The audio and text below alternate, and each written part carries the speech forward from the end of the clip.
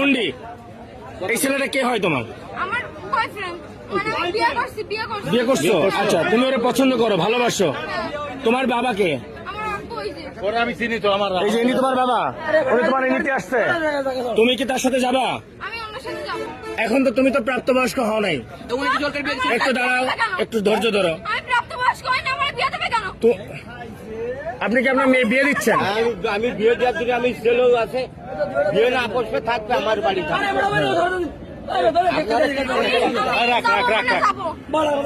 তুমি কি ওর সাথে যাবা? এখন তুমি তো প্রাপ্তবয়স্ক হও নাই। আমি ওর আব্বুর সাথে কথা বলছি।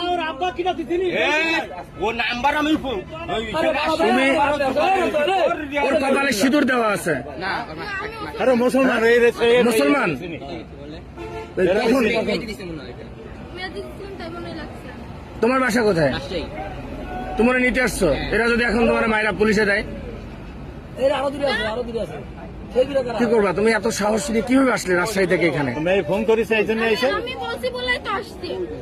তুমি সাহস দিয়ে আনছো, এমনকি তুমি ওর সাথে যাবা? হ্যাঁ, যাবো। আর ও যদি তোমার একটা বিপদে ফেলে তাহলে কি হবে? কি করে বিপদে ফেলবে? মনে করো যে একটা বিপদে ফেললো, ও তোমার একটা বিপদে ফেললো। আমার আব্বু বলছে আমি যদি চলে যাইতে চাই আমাকে চলে যাইতে বলছে। তুমি আর গায়ে হাত দেবো না, যা। আমি